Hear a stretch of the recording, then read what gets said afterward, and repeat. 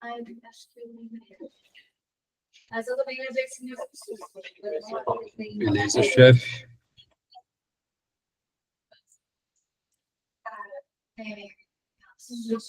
Depois vai sair absolutamente nada. Vou acompanhar a fala, ele vai dar. Foi. Ah, só tu causou também. Alô, som, bom dia. Ela foi animada.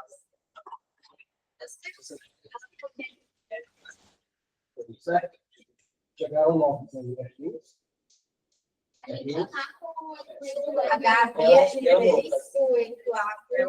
São três Gabriela. Então, você fala Gabriela. Exato. Sim. Tá. R1 também. Além da Você é agora.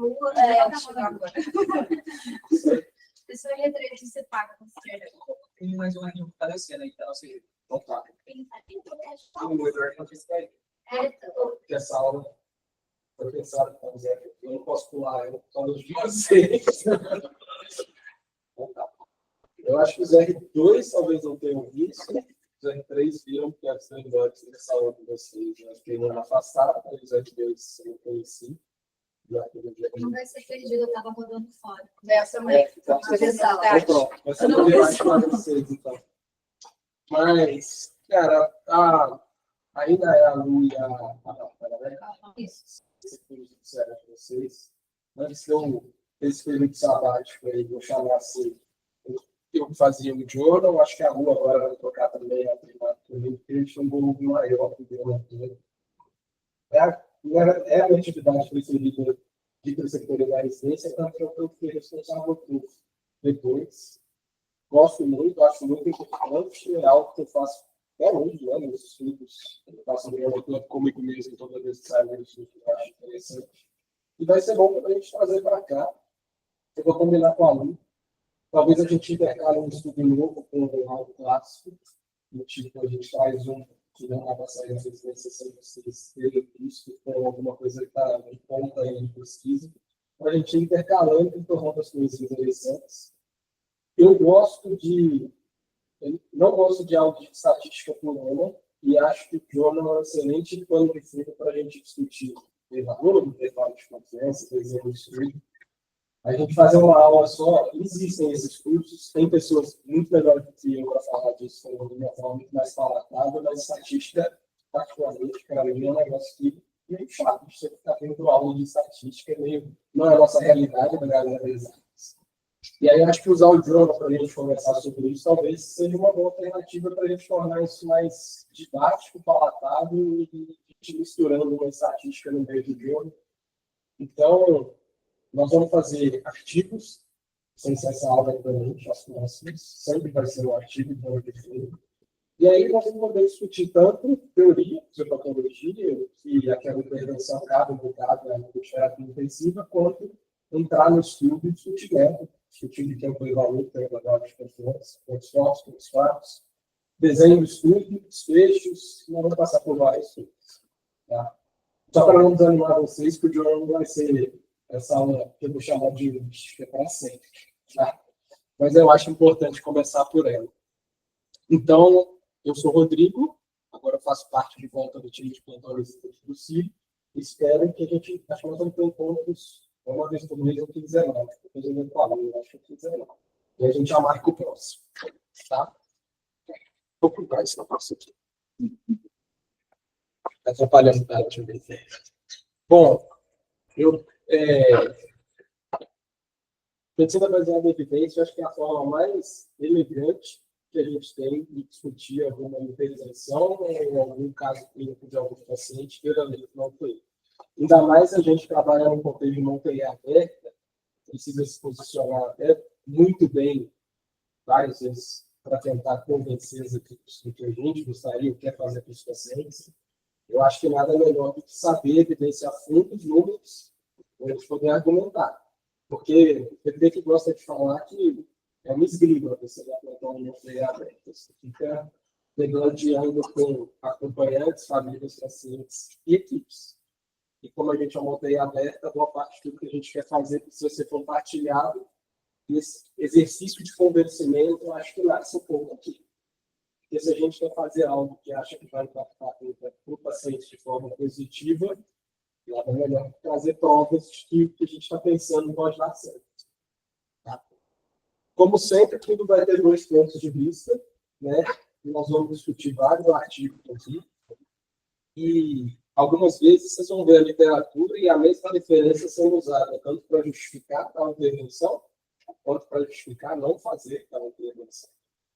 E aí eu acho importante a gente criar essa leitura crítica de fazer a nossa interpretação e ter a leitura do que a evidência traz e o que a gente vai mudar ou não mudar na nossa prática diária. Tá? Então, essa apresentação vai seguir, mas a boa parte do que a gente faz hoje tem pouquíssima evidência robusta para mostrar benefício.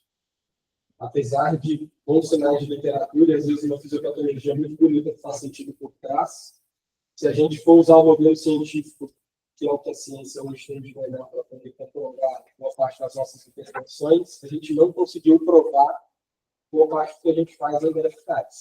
Mas a gente já conseguiu provar que muita coisa é eficaz, e aí virar uma prática não fazer. Tá? E por isso eu acho importante a gente conhecer as evidências que a gente tem até hoje do que a gente faz no UTI. Aí, espero que a gente só veja o triângulo azul nos nossos journals, tá? Já que a gente vai ter encontros que vão ser com frequência assim, uma vez a cada dois encontros no mês, são 2 artigos. Depois eu vou trazer números para vocês do que sai de artigo por dia, vocês vão ver que 2 encontros no mês é praticamente nada. Então, a gente fica se perdendo tempo. A vida nossa é tão corrida. Lendo estudo que não vale a pena, coisas que não vão acrescentar, eu acho que uma habilidade que o João vai trazer para vocês é saber filtrar isso também. Falar, isso daqui não vou nem ler, opa, isso aqui merece um pouco de atenção, ainda que no final pode ser que não vá mudar a sua prática diária, mas esse filtro inicial, porque senão é impossível ler tudo que é publicado hoje em dia. É impossível, mas sai muita coisa ruim. Tá? Igual eu falei para vocês, nem tudo vai ter preto no branco, do tipo, agora vamos fazer isso para todo mundo, ou não vamos fazer isso para ninguém. Tanto que publicações recentes, editoriais recentes, de coisas que são dia a dia nosso em TI, hipertensão intracraniana, qual é o valor de corte para a gente considerar normal ou aumentado? Nós, contras, não sabemos, tem argumentos para todas as 3 linhas. Tá? E aí, é para esses cenários que a gente é zona cinzenta de evidência, tipo, não tem nada que ele comprove que isso daqui é 100% bom a partir daqui, a partir dessa dose, nessa posologia, que a gente precisa conhecer a evidência para tentar individualizar e entender qual é.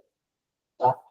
Então, ó, primeiro artigo do journal do ano. Então. Esse aqui é um randomizar, uma revisão sistemática clássica, o que tinha antes da história, até 2019, que foi data de publicação desse artigo.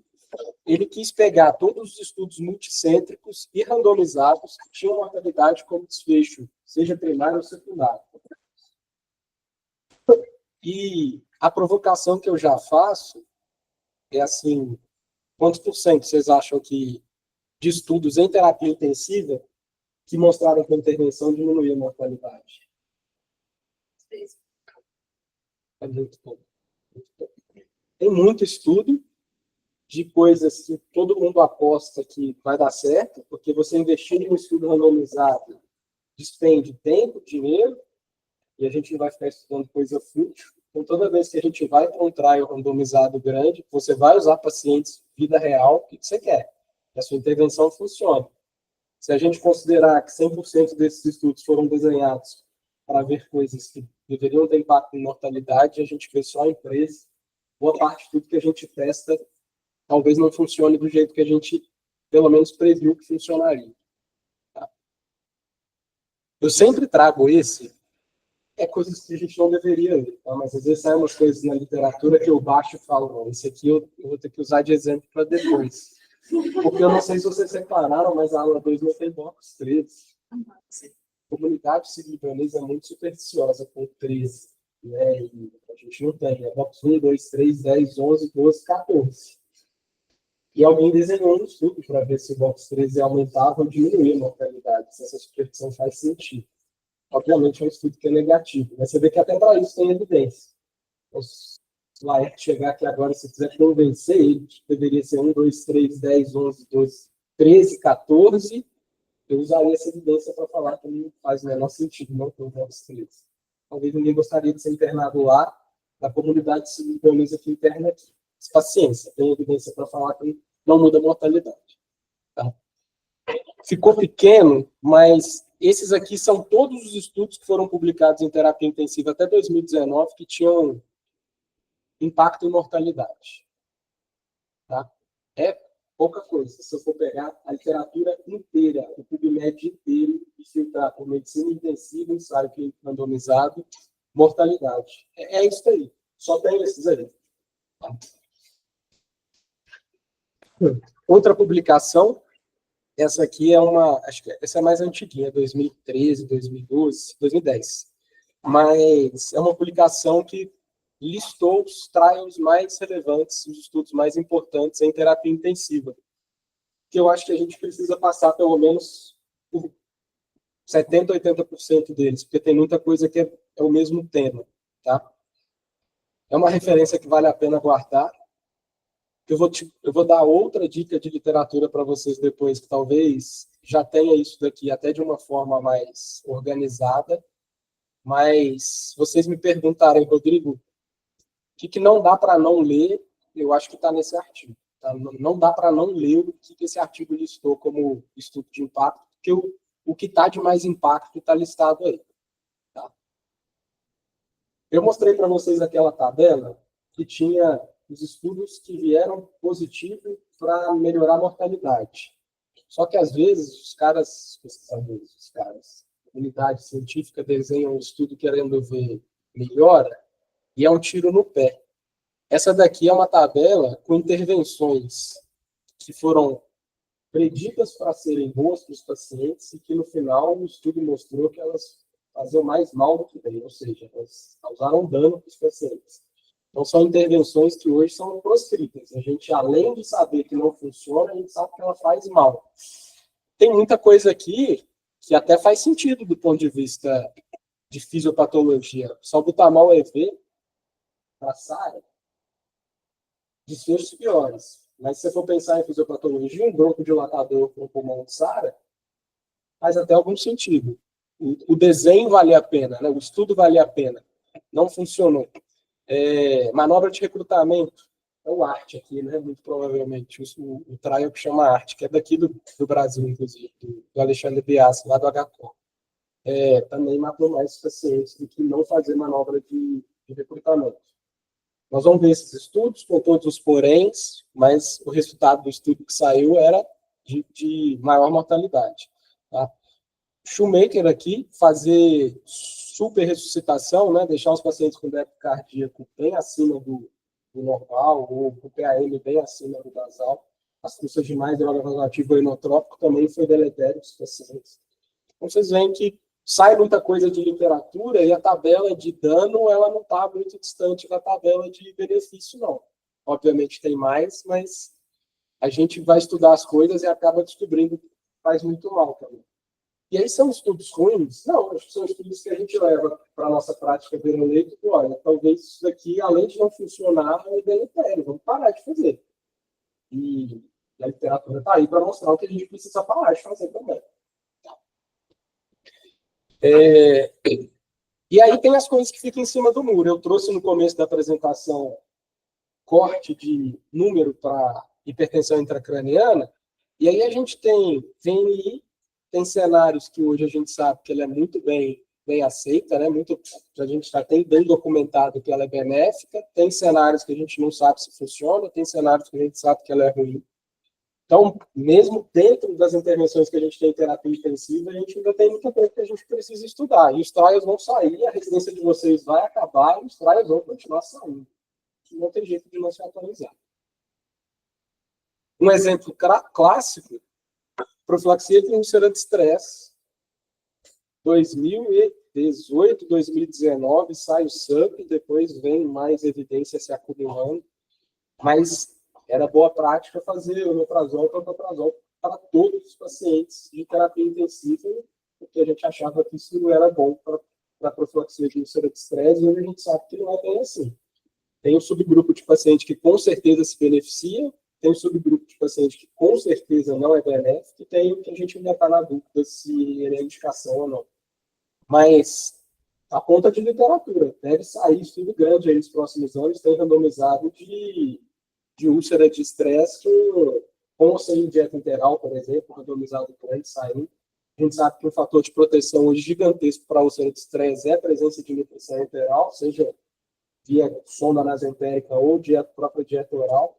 Mas e aí, será que é suficiente para fazer profilaxia? Adiciona ou não adiciona pantoprazol? O paciente ventilado ou não ventilado? Funciona a mesma coisa entre os dois? Os estudos vão saindo. E a importância do journal club. Porque eu dei um exemplo. Profilaxia de úlcera de estresse com pantoprazol. Para quem fazer e qual o impacto disso? Imagina as N outras coisas que a gente faz no UTI. Profilaxia TEV, mecânica química, qual dose e qual droga. Nós vamos fazer DOAC, não furo paciente. Xarelta é igual a fazer enox, não funcionada é igual a de baixo peso. Não faz nada, faz só a mecânica, é meio bota, é só compressor ou só a meio, ou é os dois? E a dose de 20 para paciente magro, e a dose para paciente obeso, 1,5. Nós vamos fazer para todos? Journal Club. Bom, o cara é data scientist, então ele é meio suspeito para falar, mas eu acho que ele tem um pouco de razão. Sem dados, você é só uma pessoa com opinião. E é o que nós vamos ver que vira lei. Vai discutir primeiro. A limpa, se você vai dar a esse Gabriel de cagrelhol, outra coisa, se você não souber argumentar. Por que você quer dar de cagrelhol no lugar de Gabriel? Eu acho o nome mais bonito. Não. Então tem que saber a evidência por trás do que você quer fazer. E saiu um estudo em 2022 que mostrou que o ticagrelor é superior para progresso no coronel na vida. E aí eu acho mais interessante a gente fazer, já que tem aqui no sítio. Vamos fazer? É diferente. Já chegou diferente a informação. Sempre tem a piadinha quando vai fazer Journal Club e a galera tomar cuidado para não ser politicamente incorreto. Talvez anti-ciência. Porque tem a turma do... Mas ninguém nunca estudou paraquedas para pular de avião e, no entanto, todo mundo usa. Né? E aquela hora que o avião está caindo, não tem aquilo mais. E tem estudo. E eu gostei dessa publicação do BNJ. O BNJ, a última edição de outubro, que é a do Halloween, eles fazem alguma coisa assim. Essa foi de 2018 ou 2019. Tem muito. 6 anos, tem quase 10 anos. Deve ter. Não é velho, mas foi um estudo graçola. Todo ano sai alguma coisa. Esse eu trago para o Journal, porque eles fizeram um estudo do paraquedas. Pô, já que todo mundo fica fazendo piada para ter estudo para pular no avião de paraquedas e todo mundo usa, então vamos fazer. E aí eles pegaram 92 passageiros, tinha que ser adulto para a gente não enviesar com criança. Randomizaram só 23, acho que uma galera desistiu depois que eles viam o desenho do estudo, talvez ficou com medo de ir para o grupo de intervenção. Mas o negócio era você ia ser randomizado para pular de um avião ou helicóptero, com ou sem paraquedas. E o desfecho era bom, era mortalidade ou lesão traumática grave, que eu acho que é o que a gente queria ver. Porque se machuca pouco, eu acho que não importa. Né? Então tinha que machucar de verdade ou morrer, para a gente ver impacto no que a gente está fazendo. Tá? Estudo sério. Tem flowchart, tinha tabela 1, tá? Não teve diferença de dados demográficos, de comorbidades entre os grupos de intervenção e controle. Foi tudo voo doméstico, não teve nenhum voo internacional, então talvez isso se aplique só a gente viajar aqui dentro do Brasil, se a gente for usar isso aqui como evidência, não dá para extrapolar para viagem internacional, mas tinha todos os tipos de aeronave, de biplanador, helicóptero. Então, assim, acho que um desenho de estudo bom dá para a gente extrapolar essa evidência para as viagens nacionais, pelo menos. Tá? Todo mundo completou o follow-up, não teve nem perda. Acho que do ponto de vista de desenho, esse estudo é muito bom. Tá? E aí, para surpresa de todos, não teve diferença de mortalidade. Não morreu ninguém nos dois grupos. Então, acho que usar paraquedas ou não usar não faz diferença. Se for para pular de um avião ou de um helicóptero, pode pular sem. É menos peso até. Eu acho que deve machucar menos. Tá? E aí, obviamente que, né, é uma pegadinha. E aí, qual que é o mistério do estudo? O grupo de intervenção e controle pulava do avião, estava no chão o tempo todo. O helicóptero estava no chão o tempo todo. Se esse helicóptero nunca decolava. É meio esdrúxulo e até, né, você falar, palhaçada, né? Mas na hora que você vai pegar literatura científica para a gente ver estudo sério de intervenção em terapia intensiva, às vezes você vai ver uns negócios que estão no filme. Por isso que é importante a gente aprender a ler os estudos e tentar achar onde é que está a pegadinha de coisas que às vezes não fazem sentido de você pegar e falar, não é possível que não está isso. Vamos parar para analisar e ver se isso aqui está certo? Se o desenho do estudo foi bom, se os pacientes que ele usou refletem o que é o nosso dia a dia, os pacientes que beneficiariam daquela intervenção. Vamos ver esses subgrupos, vamos ver os métodos. Vai comparar com um avião do helicóptero que nunca decolou, por que você vai testar o paraquedas? Paraquedas nem abriu. E às vezes são os estudos que a gente vê por aí. Obviamente, boas revistas científicas vão passar um filtro bom desse para a gente já. Você não vai ver um estudo desse certo saindo nem né? De uma coisa que, sei lá, sem ser esse daqui do paraquedas. Mas outra intervenção. Pantoprazol para profilaxia de estresse. Se o estudo for desenhado e tiver uma falha grosseira desse nível, aquilo é cheio de bicho. É maior que seja o estudo. Então, assim, procurar os estudos que saem em boas revistas já é o primeiro passo. Mas, ainda assim, vai ter estudo com muita falha metodológica, estatística, saindo em boas revistas. E aí nós vamos ter que aprender a identificar onde é que está a pegadinha. Existe um paralelo muito grande de terapia intensiva com a indústria da aviação. Eu acrescentei esse slide em relação ao última aula só para vocês terem uma ideia de onde que vem isso. Dados de 2022, para cada 100 milhões de passageiros, onde morre-se mais. Eu acho que a gente que está inserido numa realidade que tem muito motociclista num trânsito muito caótico, isso daqui não é muito diferente da nossa... Não deve ser muito diferente dos nossos números, apesar de aqui ser Estados Unidos. Tá? E a indústria da aviação, tradicionalmente, é uma indústria muito segura. Apesar de que tudo que a gente vê na mídia de acidente aéreo, a letalidade é próxima de 100%. Quando cai para matar. Mas a gente não veio enfrentar ainda aí toda semana. Então, é para ver mesmo. A indústria aeronáutica, ela, dentre os ramos de indústria civil, ela é reconhecidamente uma das mais confiáveis e seguras do mundo. Em todos os lugares do mundo, se você listar lá bombeiro, policial, médico, a aviação sempre liderou esse ranking de confiabilidade de segurança. Então, acho que a gente tem muito que aprender com esses caras. O PT faz um curso de HCRM, que é um pouco dessa cultura de segurança, e a gente empresta muito conceito da aviação. Teoria de queijo suíço, checklist, duplo check. Então, muitas das coisas que são nossa realidade de UTI hoje, a gente emprestou muita coisa da aeronáutica. E eu acho que a gente ainda tem muita coisa a aprender com isso. Porque evento catastrófico em UTI ainda acontece. Se em hospitais bons, igual aqui, Sírio, Einstein, Vila Nova, grandes redes de hospitais aqui de São Paulo, a gente ainda tem muito a melhorar, imagina como não é em outros hospitais. Né? E se a gente for fatiar o que aconteceu de falha, a falha humana, ela é quase 70% dos acidentes aéreos. Então, falha quase zero, e dentro desse quase zero, quando acontece falha, geralmente a culpa é humana, a culpa é nossa, a falha é de processo. É coisa que dá para a gente mudar. Se o motor para, não tem o que fazer. Aí a habilidade do piloto precisa ter um checklist de tudo. Se o motor parou, eu preciso pousar essa aeronave, tentar descer ela de uma forma segura. Mas isso daqui são processos que poderiam ser evitados. É o tal do erro médico com mortalidade, que hoje já é a terceira causa nos Estados Unidos, se a gente for pegar a literatura recente. Então, a gente ainda precisa melhorar muito o processo e fluxo das coisas. E a gente vai ver muita coisa beira-lei. É duplo cheque de medicação de alta vigilância que vem, a enfermagem está lá apitando 2 vezes, já confere comigo se a dose está certa. É a farmácia que liga para conferir, fala, doutor, saiu 10 frascos de vanco aqui, é isso mesmo?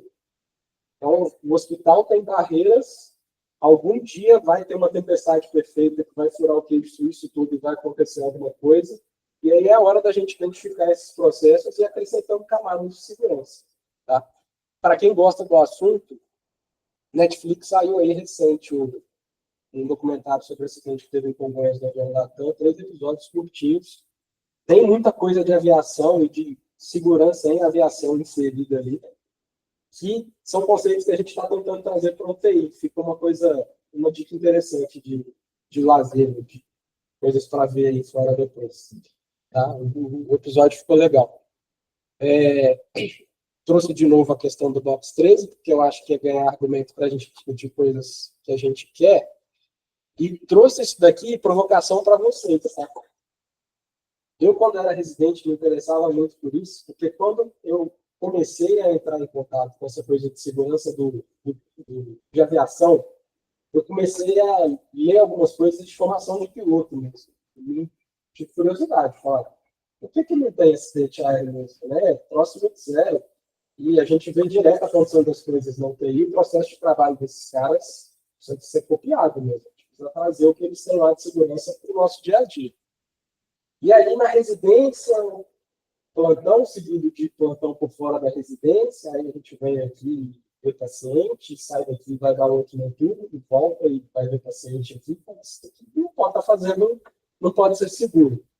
E aí fui buscar na literatura se tinha alguma coisa, porque os pilotos têm uma carga horária máxima de trabalho, eles também têm checklists e normas de segurança que eles precisam seguir.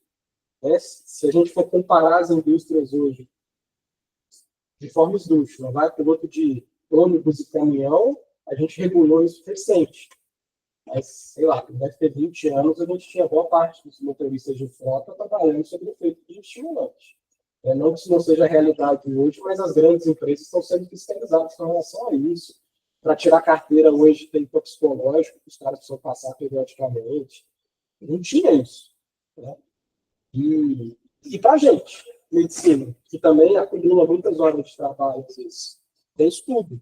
Tem New England publicado, esse estudo aqui é recente, que o cara comparou o efeito de segurança dos pacientes em residentes que faziam turnos de 24 horas contra residentes que faziam no máximo 18 horas. Positivo, negativo, a referência aí para vocês lerem, eu sou residente mais.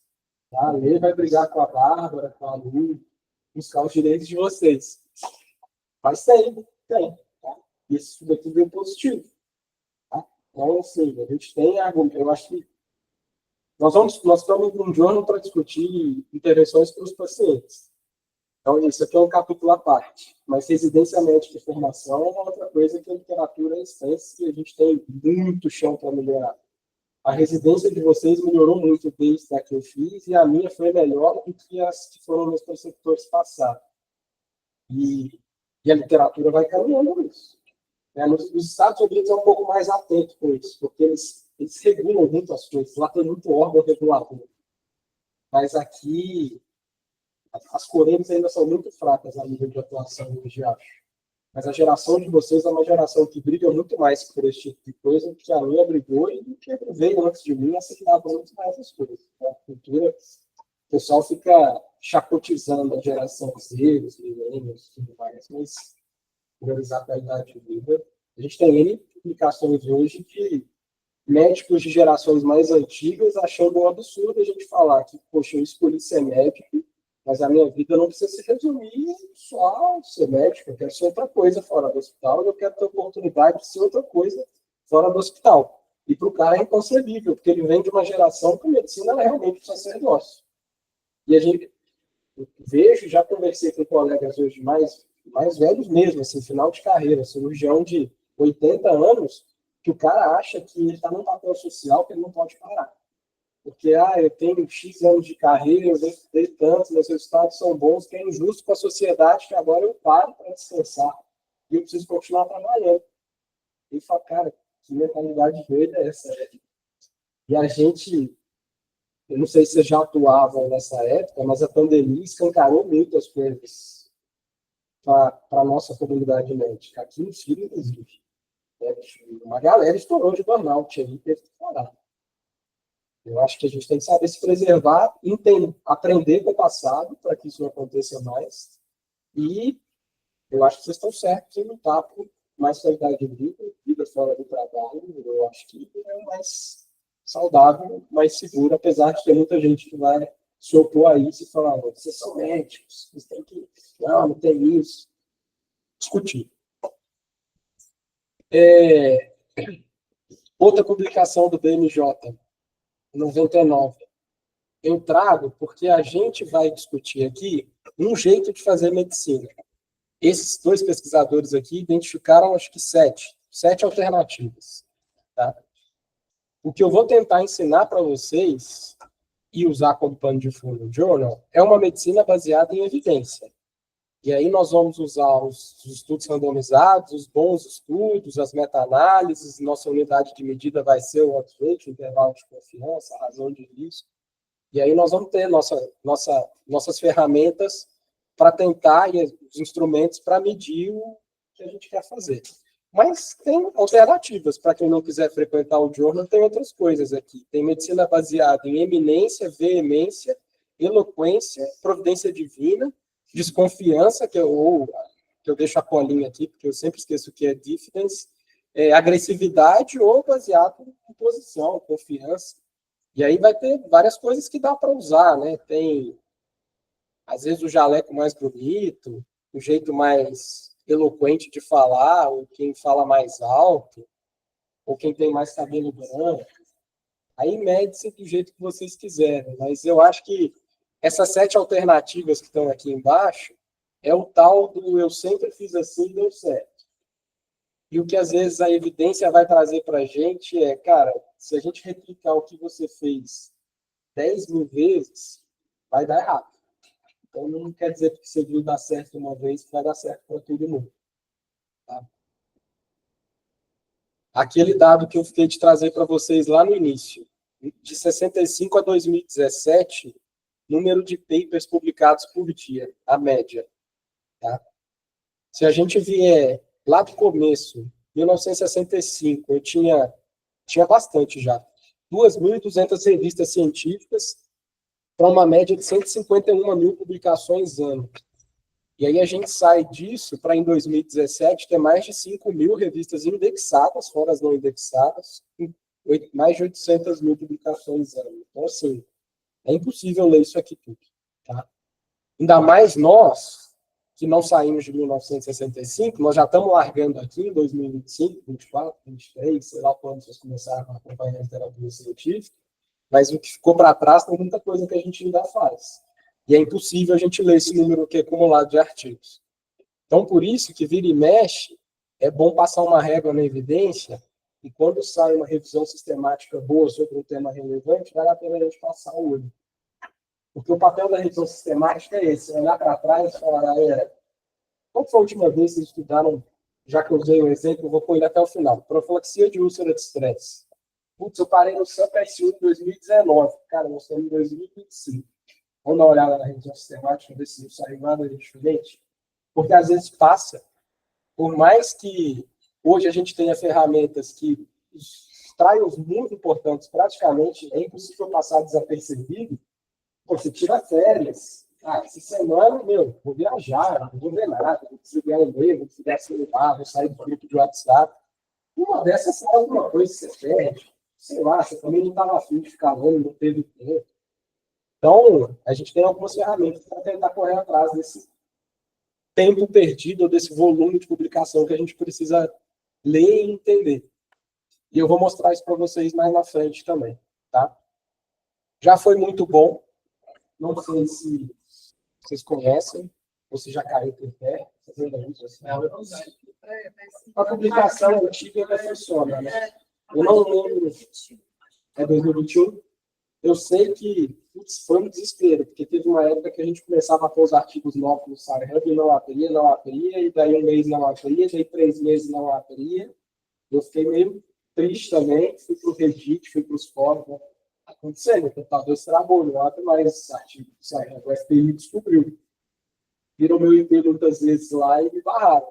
Estava acontecendo com muita gente, eu acho que o SciHub deram uma trancada, a dona foi presa, inclusive, até hoje. Eu acho que está fazendo uma vaquinha para pagar a finança dela por pouco tempo atrás. Tá? Mas ele ainda funciona para publicações antes de 2021, tá, né? Mas tem alternativa, vou mostrar para vocês. Dá um pouco mais de trabalho, mas temos, tá? Cara, eu não trouxe aqui para a aula não ficar muito grande, mas tem um artigo clássico de literatura médica, de artigo pago, ou paywall, que é o nome em inglês para colocar essas travas de você pagar para acessar a literatura médica, ou o que quer que seja, um artigo de jornal, de revista. E esse artigo era pago, então ele ficou chapotado, porque muita gente printou e usou. Era um artigo da Nature que falava, não faz sentido a gente pagar por conhecimento científico. As revistas já ganham muito dinheiro da indústria farmacêutica, talvez a gente devesse brigar por as grandes publicações serem travadas, serem livres para todo mundo. E esse artigo era pago, entendeu? Essa publicação aqui, ela procurou discutir um pouco, problematizar o Sci-Hub, porque o Sci-Hub popularizou muito rápido. Depois que ele foi criado, acho que em 2010, ficou quase 10 anos aí na ativa. Muita gente usou, incomodou muito as grandes revistas, que popularizou pra caramba, principalmente para nós que somos desenvolvidos, não dá para pagar $20 no artigo quando você quer ler alguma coisa. E foram 28 milhões de acessos ao Sci-Hub, e se a gente for ver da onde que vinham esses acessos, o grosso vem da gente que não consegue ter acesso mesmo, né?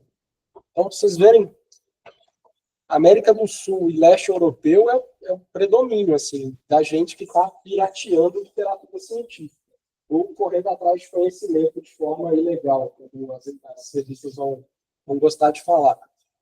Interessante e surpreendente, a África subsaariana, pouca coisa, mas lembrar vocês que a OMS tem um projeto muito grande na África subsaariana de fornecer acesso a essas revistas científicas.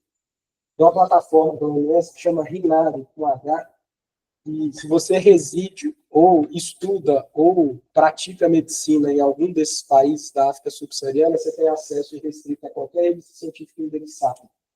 Você entra no site da OMS, plataforma RINARI, e você vai ter como criar um login, só para o comprovante de residência. Tá? Então, a gente tem hoje colegas de Ruanda e Cabo Verde que prestam esse acesso para nós. Eu tenho uma senha de Ruanda para usar, que às vezes a gente põe um VPN, joga para lá e acessa a senha dos casos. É um jeito de burlar e tentar pegar tipo de travado. De outras formas também, vou ensinar vocês isso.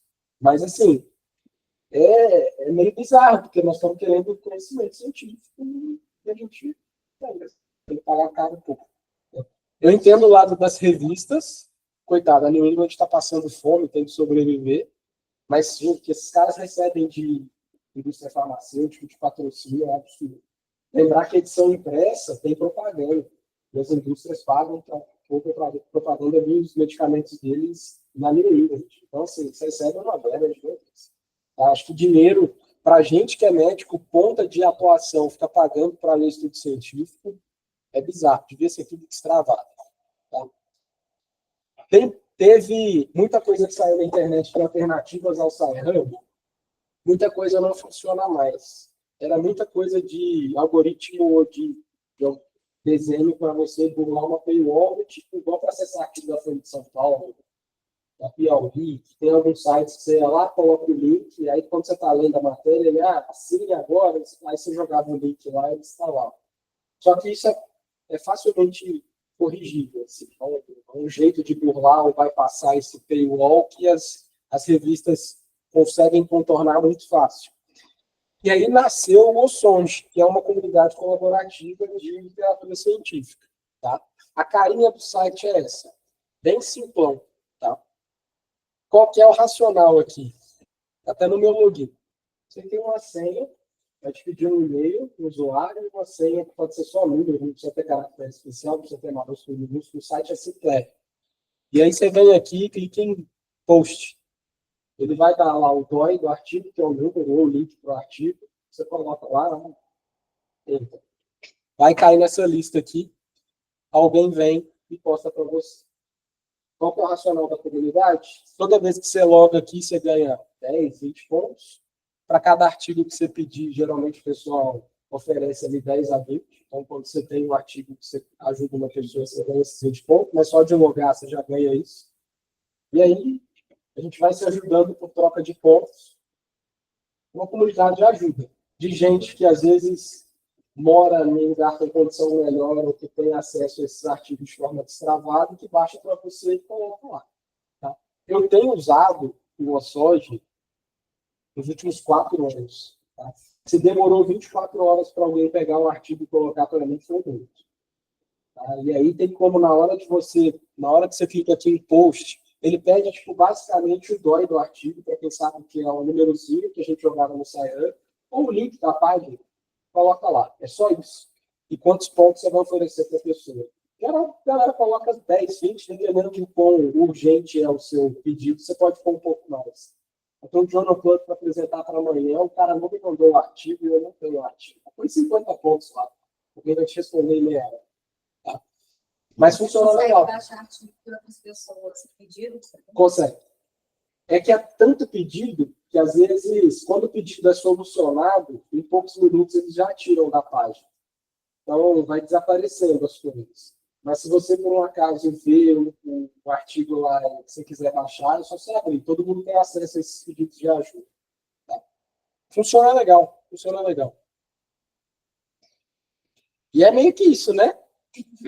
Nós estamos tentando beber um pouquinho do conhecimento que os caras estão tentando roubar da gente. Mas, enfim. O falecido Twitter, né? Quando eu fiz esse slide, ainda era Twitter, mas hoje é o X.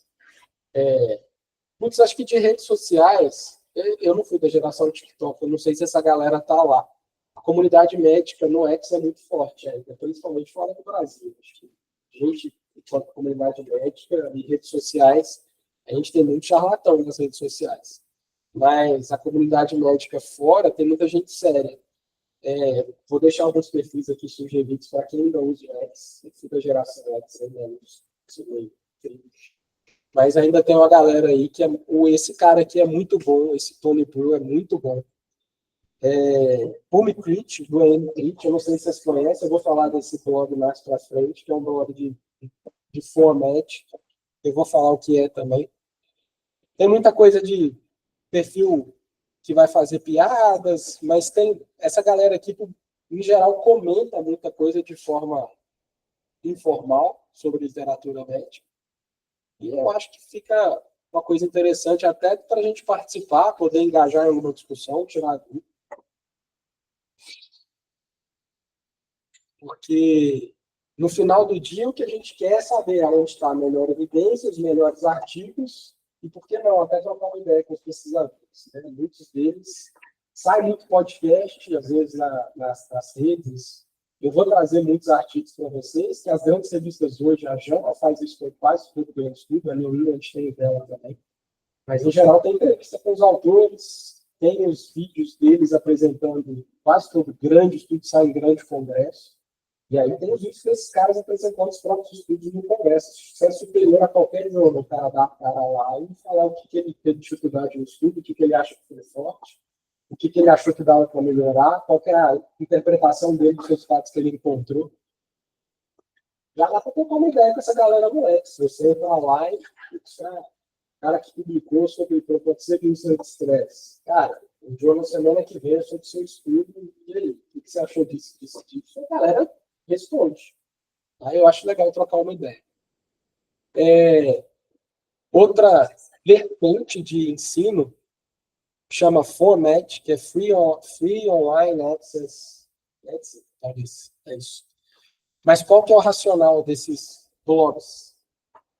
É uma publicação completamente informal, vai? Não quero deixar isso aqui como referência única para vocês também, mas a gente tem boas referências vou chamar de blogs de medicina intensiva e emergência, que vão publicar conteúdos bons sem ter aquelas amarras de literatura de escrita formal. O cara pode dar uma opinião um pouco mais controversa ou jogar um pouco mais a real do que ele acha daquele assunto, sem estar ali numa revista científica, num editorial. Então, é um lugar que nós vamos ler as coisas com um pouco mais de crítica, até por onde está sendo publicado, mas que é um lugar legal para a gente ver os pontos fracos, às vezes, dos grandes estudos e da evidência que a gente faz do nosso está sendo discutido. Que a galera vai conversar de um jeito mais informalzão mesmo. Tá? Os bons blogs que eu vou dar para vocês são essas dicas aí. Acho que são os melhores e os com mais acessos que a gente tem hoje. Tá? O Pumicrit, o Mcrit, subiu a cabeça, o cara transformou o site dele em pago, mas acho que a gente pode ter 2 ou 3 acessos gratuitos no mês. E quem precisar de senha para acessar depois me fala que a gente puxa o artigo. Eu pago por 3 horas. Pouquíssima coisa. Mas esse cara é muito bom. É do Josh Farkas, que é um cara lá dos Estados Unidos. Ele sempre publica muita coisa e o jeito dele escrever é muito legal. Eu não concordo 100% às vezes com tudo que ele fala, mas ele é muito bem embasado no que ele fala. E eu acho que é um lugar legal porque ele sempre está colocando o que está saindo de novo e comentando sobre o que está saindo em cima de novo. E quando a literatura médica está meio parada, vira e mexe e faz uma revisão sobre algum assunto que é relevante para nós, entendeu? Então fica de dica aí. O Life in the Fast Lane e o Rebel AM é mais para a galera da emergência. Mas a gente tem uma interface boa com esses caras aqui de intervenções que a gente faz. Ressuscitação, manejo comum, ventilação mecânica, antibiótico terapia, sepse. A emergência é a porta de entrada para os agudos, mas a gente tem uma sobreposição de literatura e de assuntos ali, às vezes. O Journal Feed é muito bom como um alerta de literatura médica. Dá para você entrar aqui e ele tem pacotes lá. O semanal é gratuito, mas ele tem os pacotes até diários, dele filtrar para você o que saiu relevante na sua área. E ele já faz um resumo do artigo, ele vai a mais. Assim, além de te mostrar o que saiu no dia de relevante, ele faz um resumão da evidência. Tá? O semanal dele é gratuito, se você quiser mais vezes por semana é pago, mas o semanal é mais do que suficiente. Todo domingo chega, geralmente. Tá? O ICU é do Bruno Tomazini, o ICU Revisited, acho que tem tempo que ele não publica lá. O Sobrevivendo nas Horas Vagas é de uma galera lá de Minas. Também está um take nativo, eu já escrevi algumas coisas para ele, mas tem muita coisa nos arquivos desses blogs. Tá? Esse aqui tem que ter. Quem não assinou, entra lá e já assina. E se você não liga para isso aqui e vai para sua caixa de spam, assina e deixa aí para sua caixa de spam, cara. Mas eu acho que esse aqui você precisa ter. Critical Care Reviews. Esse grupo cresceu, ficou gigante. A ponto do Critical Care Reviews ter um congresso anual, que é lá no Titanic, em Belfast, lá, Irlanda, Inglaterra, aqueles lados de lá. E é o maior congresso de terapia intensiva hoje, eu acho. Assim. A semana do Critical Care, do congresso do Critical Care Reviews, é a semana dos New England de terapia intensiva. É a semana que sai 3 JAMA e 4 New England de terapia intensiva e que a turma vai para lá para apresentar em tempo real esses artigos. Então, eu acho que é o grande congresso hoje da nossa área, que está para sair de maior impacto, os pesquisadores meio que até guardam para sair mais ou menos nessa época, para eles serem convidados para irem lá apresentar. A gente tem aqui a nível nacional o CBMI, que é anual, que é o nosso congresso brasileiro, mas assim, a nível internacional é esse aqui. E o grupo do Critical Care Reviews nasceu de um alerta de journal, de um alerta de artigos, igual é o Journal School lá que eu mostrei para vocês. Qual que é a ideia? Esse cara aqui, desde 2019 que ele faz, mas você pode entrar lá no site, entrar no ano e no mês, ele vai estar lá por semana e por assunto. Ele já divide para você em ventilação mecânica, em hemodinâmica, em infectologia. O que teve de ensaio randomizado é isso, de estudo de observacional é isso, e revisão sistemática é isso. Então, assim, é o que eu uso hoje. Tá? Eu não fico mais entrando. Antigamente, entrar aqui na New England e ver se sai alguma coisa. Já recebo um alerta. Se sair alguma coisa aqui, terapia intensiva bom, vai estar aqui. Tá? Ele não traz, igual o Journal School vai trazer um resumo da evidência, porque eu acho que ele já faz um trabalho gigante de garimpagem do que saiu. Porque o Journal School vai te mandar os randomizados, os RCTs. Ele vai te mandar o que saiu de revisão sistemática, observacional e RCT separado por tema. Tá? Mas, assim, muito difícil. Acho que é praticamente impossível passar algum estudo bom por vocês sem estar aqui. Tá? Geralmente chegam domingão também, e aí, sei lá, quero ver na segunda. Eu abro lá o seu e-mail, segunda-feira, chegou da residência, já vê lá o que tem. E o que eu tenho por hábito? E aí eu acabo tendo que comprar mais espaço na nuvem para fazer isso. Chegou o semanal do domingão, esse artigo aqui é bom, Oi. esse outro aqui é bom, Sei. eu já baixo o artigo, jogo na minha nuvem e fica lá Não fica dando bisu demais, não, tá? na lista do que ler. Que isso.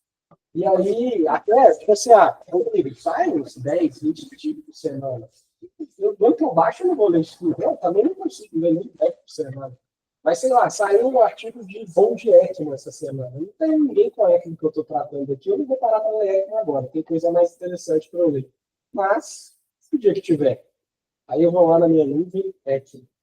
Já vejo o que saiu de mais recente. Então, você acaba criando um banco de dados seu, na bibliotecazinha digital sua, para você ter ali. E funciona. Para mim, funciona bem. Desde que eu comecei a fazer isso, as revisões sistemáticas, os grandes trials, você vai colocando tudo lá.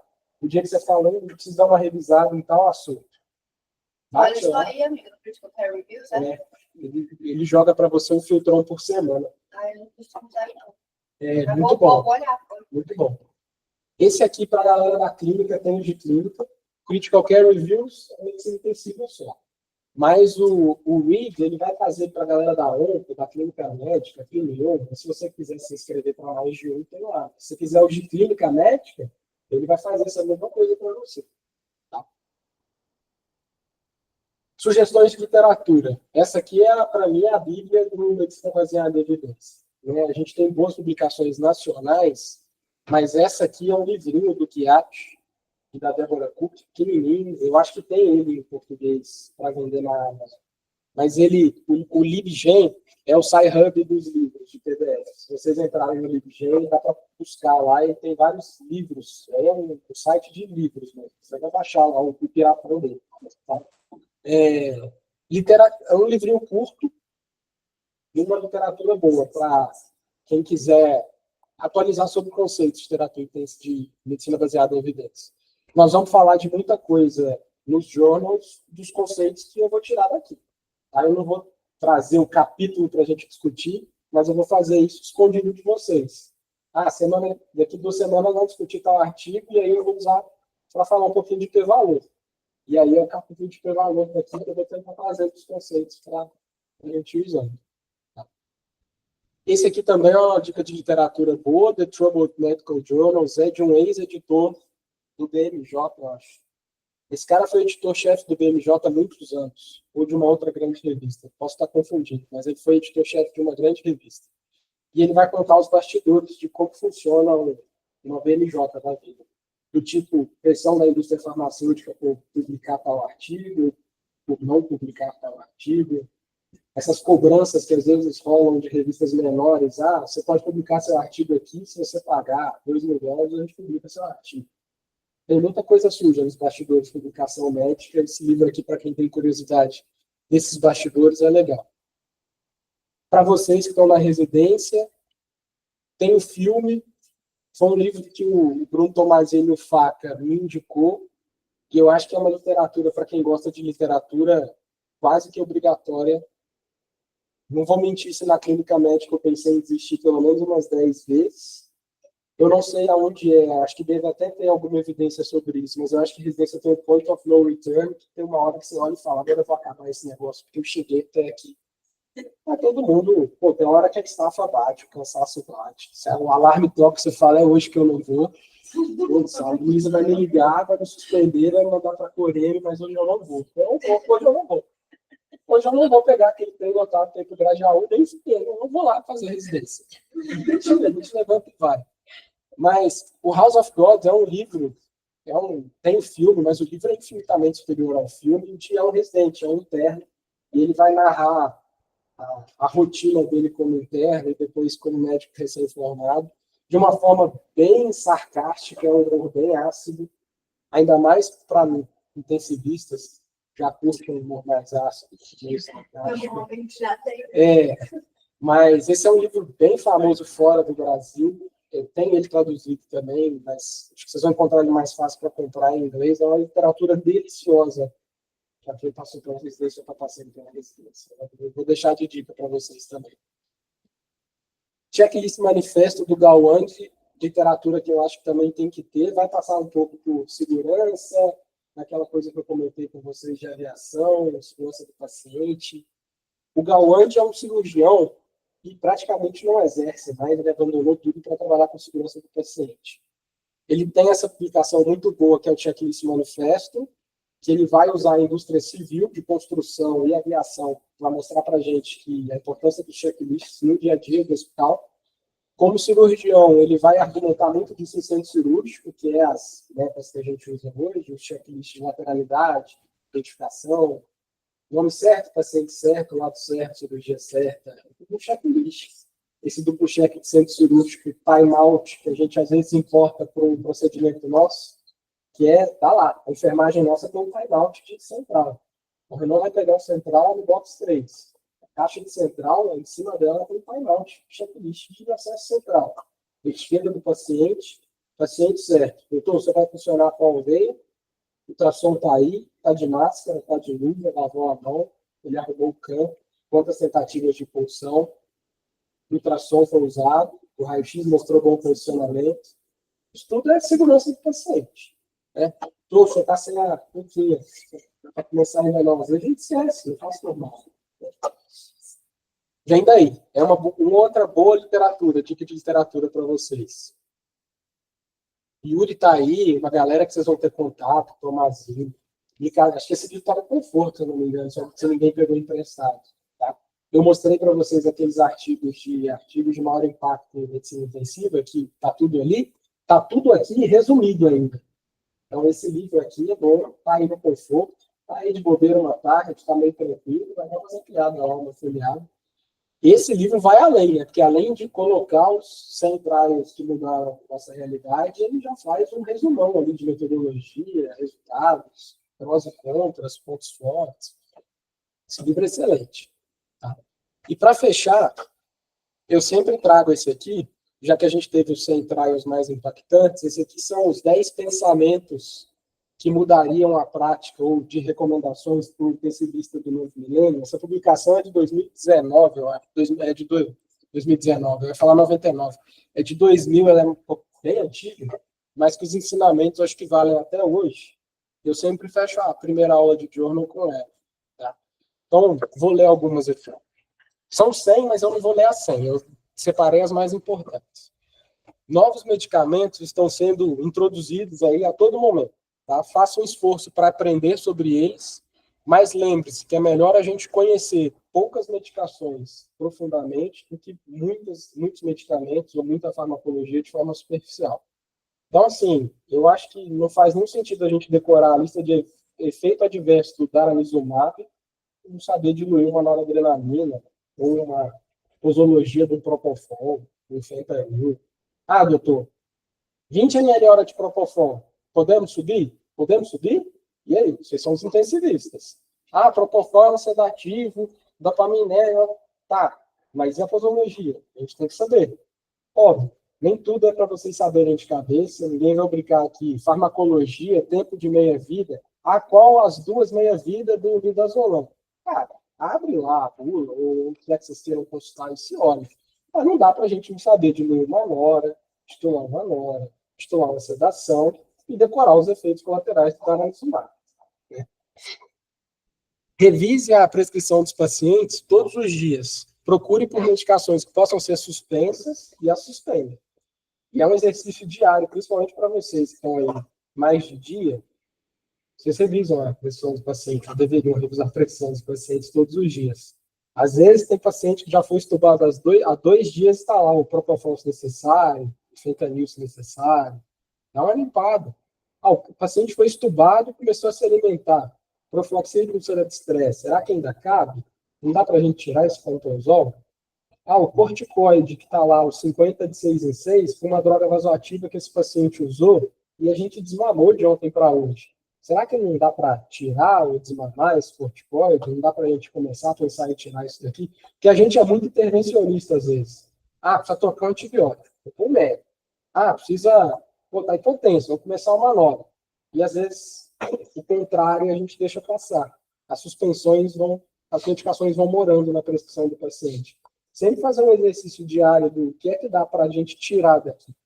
Porque, às vezes, tá lá e começa a fazer mais mal do que bem também, só porque tá lá. Um corticoide a mais é deletério.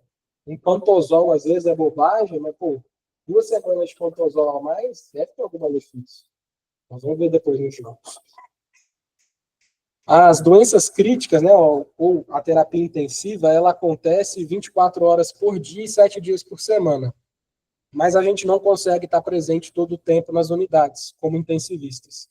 Então, cabe a nós antecipar os problemas, delegar as funções para quem vai ser capaz de agir sobre o que a gente está querendo intervir e fazer planos terapêuticos coerentes para os nossos pacientes. Ao contrário da emergência do PS, a gente, como UTI, lida muito mal com essas trocas de plantões, porque os pacientes ficam e a gente troca. E a hora que a informação se perde, os planos não se concretizam. Daí a importância de ferramentas de passagem de plantão, comunicação, metas. Será que tudo que foi programado para esse paciente esse dia foi feito? Será que aquele exame foi checado? Será que aquela medicação que ia entrar, mas não foi prescrita, alguém viu? Será que o paciente não mudou a evolução dele e o plano que eles traçaram de manhã ainda cabe? Será que aquele diurético que pensaram em dar 10 da manhã, lá às 8 da noite, ainda faz sentido? Esse exercício que a gente tem que fazer diariamente. E comunicação é uma coisa que em UTI vai ser mais crítica, às vezes, que no PS. Porque no PS, vai ter aqueles pacientes que vão passar pela transição de turno, mas é um lugar que geralmente estabilizou, subiu, estabilizou e vai embora. E aqui na UTI, não, estabilizou, vai ficando. E aí vai passar por mim, para o cara da noite, que vai devolver para, às vezes, outro cara do dia, que vai devolver para o outro cara da noite. Quem está no CG? Cara, o CG é o lugar da comunicação, assim.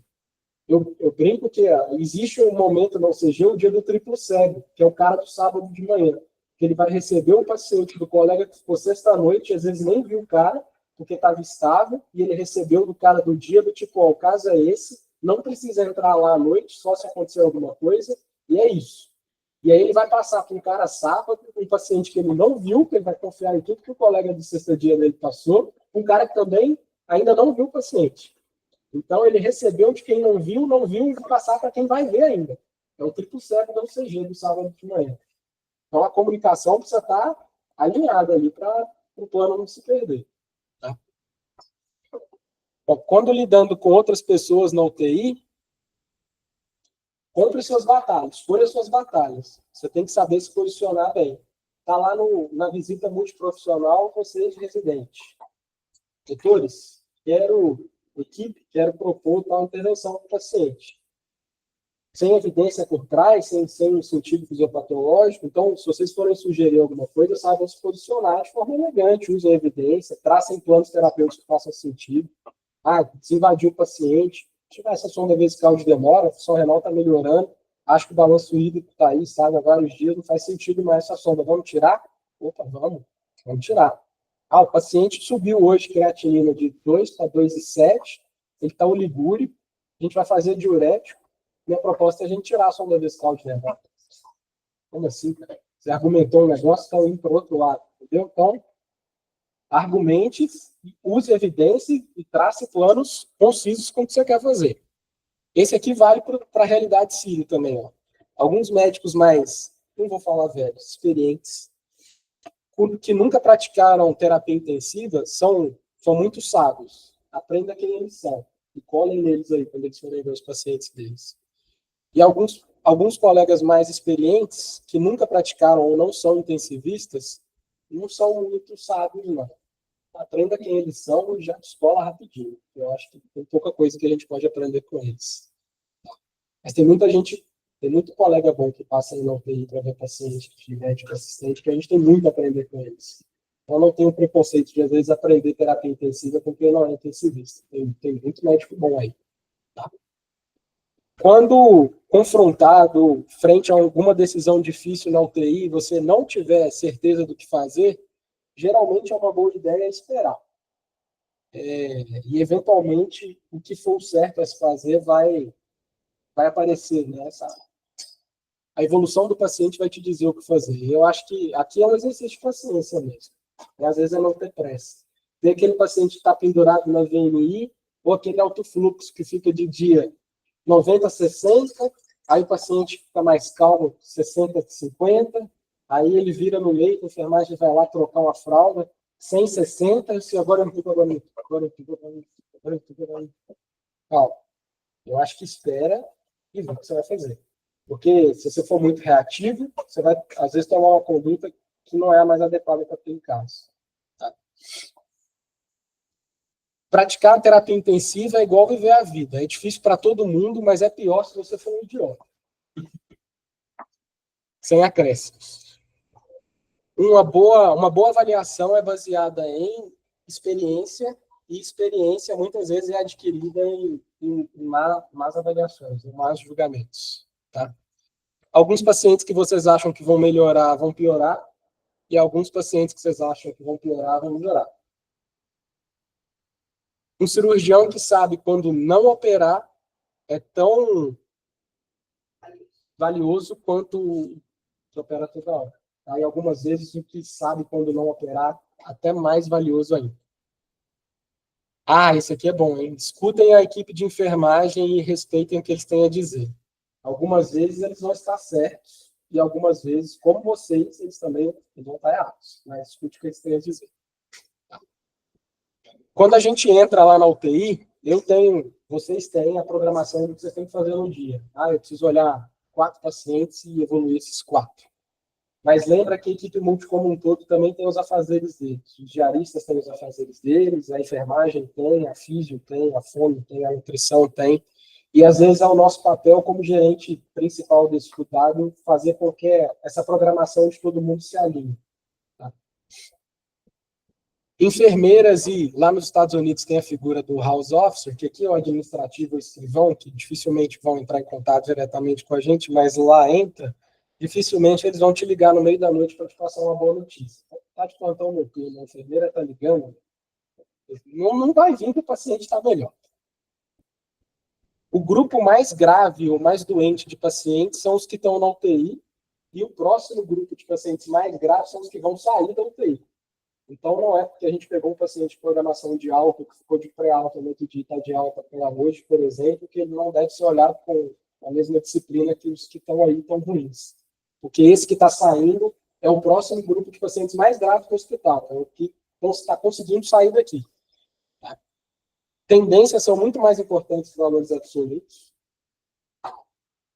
Como um sábio economista disse, dados não são fatos, fatos não são informação nem sempre é a verdade não é conhecimento, e conhecimento não é sabedoria. Então, saibam separar as coisas no dia a dia de vocês. E vou encerrar. O craque Daniel sempre encerra a primeira aula, que é feita especialmente para os R1s, que é uma derrota é sempre um aprendizado, e assim vamos perdendo e perdendo novamente, aprendendo novamente, e perdendo, e perdendo, e perdendo, e aprendendo. Quando terá fim esse aprendizado, meu Deus do céu? Nunca. Tá louco. Eu sou R7 de terapia intensiva, e até hoje tem plantão que eu saio dele, mando mensagem pro colega que ficou de dia e falo, cara, como é que ficou esse paciente aí? Às vezes fala, Rodrigo, pô, tá melhorando e tal, já ficou estável, às vezes, pô, cara, aconteceu um recente aqui, eu fiz um plantão segunda retrasada, quem tá na 2? Alguém tá na 2? Uma senhora que tá, Dona Elizabeth, box 14, eu saí do plantão, ela foi pro tubo. Aí eu fiquei lá em casa, será que eu não devia ter entubado no meu plantão? Eu passei 8h30 da manhã, ela foi entubada. Sensação ruim, né? Mas ela flutuou comigo à noite. No melhor dela, ela bateu 50 a 60 no alto fluxo, padrão bom.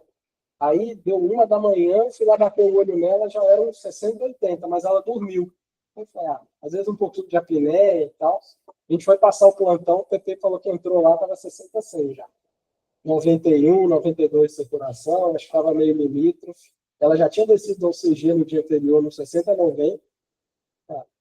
Bom, eu falei, Rodriguinho, acho que estava errado você tinha entubado ela no seu plantão, mas também não estava errado não entubar. Ela oscilar. Mas a gente fica com isso na cabeça. A gente aprende isso, né? Que muitas das vezes não tem certo e errado, né? Que a gente toma a resposta certa, né? Mas se tivesse caso de errado, fica muito. E a gente fica muito inseguro, de às vezes. Não, tá tudo bem. Mas é o voltar lá no observar, às vezes. Eu sou o cara que caiu aqui à noite 12 horas. Meu melhor julgamento foi, eu acho que essa paciente está oscilando e talvez na transição de plantão ela oscilou para o pior dela. O que não dá é para você pegar um cara com 50 de PAM e 8 horas da noite e falar, meu, tá tudo bem. Eu vou fazer um voluminho aqui, e aí você faz o volume, a PM vai para 53, o cara tá gelado, mal perfundido, e no outro dia você, será que eu deveria ter passado o central, começado uma? É óbvio que você deveria ter passado o central, começado uma. Mas muitas vezes nós vamos cair nesse. Exato. Quer ver uma coisa que às vezes, isso eu já me resolvi comigo mesmo. Delírio, vamos fazer um seroquel, uma quetiapina, um aldol, uma risperidona. O cara no outro dia não acorda. Pô, será que eu escolhi a melhor droga para tratar o delírio desse cara? Será que não deveria ter de Precedex? Ou será que ao invés da quetiapina eu deveria ter dado uma risperidona? Cara, na hora do front ali, difícil. Às vezes vai dar certo, às vezes vai dar errado. Cada paciente vai reagir de um jeito. Mas é isso, eu acho que assim, o que precisa ser feito, precisa ser feito. Né? A PAM de 50 está claramente adequada. É central em hora, depois do volume lá, se você quiser tentar inicialmente. Mas assim, o 60, 80 do KNAF, será que eu deveria ter entubado na hora do 60, 80? Eu acho que não também. Eu parei de remoer essas coisas. Não tem resposta certa. Não tem literatura para falar, Rodrigo, 60, 80, daqui para cima morre mais. É um crime se não tem entubado. Não tem. Então, assim, a PT chegou no outro dia com a Mafê e falou, Rodrigo, ela tá nessa vai, não vai, tem 3 dias. Tá? Pô, eu acho que tá inseguro deixar ela assim, a gente entubou. Tudo bem. E ela poderia ter continuado 60 e melhorar. Poderia, às vezes, ela bateu 60 sem na transição do plantão. Aí a físio vai lá, atende, aspira um pouquinho, vocês dão um tapa nela lá, posiciona, às vezes volta para 60, 50. Mas você entende que aquela paciente que não está melhorando? Então, assim, nós vamos aprendendo, eu ainda estou aprendendo, e nós vamos continuar aprendendo depois da residência. Tá? Acho que eu estou cuidando mais da insegurança. A pessoa que a gente eu não sou assim, normalmente, cheio de vezes, uma foto de inglês, a gente não sabe como é que estava antes, então se não é uma situação muito óbvia, às vezes fica difícil. Exato. Exato. Mas, gente, eu acho assim, ele falou uma coisa que eu achei fantástica, que é essa questão assim, em geral, o certo a se fazer vai se anunciar para vocês. Por exemplo, se anunciou para o PP, de uma forma clara, se tiver 100% de FP2, é o máximo de suporte que a gente consegue dar no total de fluxo. Então, assim, eu acho maravilhoso que ele traga isso para vocês, porque vocês têm dúvida, eu tenho dúvida, o Rodrigo tem dúvida, bons médicos têm dúvida. Eu não falo bom tecnicamente, eu digo pessoas de bom coração vão ter dúvida sempre, porque a gente tem medicina não é ciência exata. A gente está aprendendo, tem muita coisa que tem explicação ainda. Então, é óbvio que a gente vai ter dúvida. Agora, vão ter extremos que é a melhor conduta, vai se apresentar para vocês. E, obviamente, eu tenho certeza que ao final de 3 anos de residência, esses extremos vocês vão saber reconhecer. A zona cinzenta vai existir. Se ela não existir, se questionem se vocês não viraram pessoas, sabe? Então certeza demais. Vocês estão com certeza demais. Porque isso não é medicina. Medicina é ter dúvida. Não é uma ciência exata, não é matemática a coisa. Então, vocês precisam ficar tranquilos, porque se vocês não se duvidarem, acho que está na hora, talvez, até de baixar a bola. Porque vocês vão se duvidar. E tá tudo bem, eu acho que tá tudo bem que tá o colega. O que você acha? Eu fiz isso, eu pensei dessa forma. Você acha que tá... Você concorda comigo? Você deixei de ver alguma coisa? E é isso. Tá? Incrível, Rodrigo. Obrigada aí pela sabedoria. Próxima data, cara, você vai pagar o papo. Primeiro journal, você tá aí final de maio? Eu acho que o nosso próximo encontro é a última quinzena de maio. Eu vou escolher um journal, um artigo para a gente fazer, mas nós vamos fazer juntos. Aí você monta a apresentação, me manda, a gente vai retocando e no dia a gente apresenta junto. Eu falo da bioestatística por trás e você fala do estudo. Fechado? Valeu.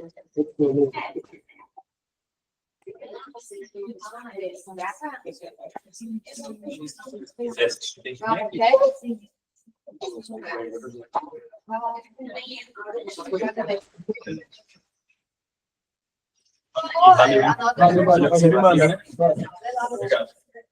É isso que eu Obrigada. Valeu, valeu. Você se incomodaria de mandar os slides? Porque tinha tanta. Tanta referência, É né? exato, que eu não consegui pegar tudo. Algumas coisas eu peguei. Será que eu testei? Acho que sim, Rodrigo. Se você não tiver, eu te mando mensagem. Não, Deixa eu mandar um oi, só pra você subir. tem dois perguntas, só tem dois perguntas, porque eu só tenho dois.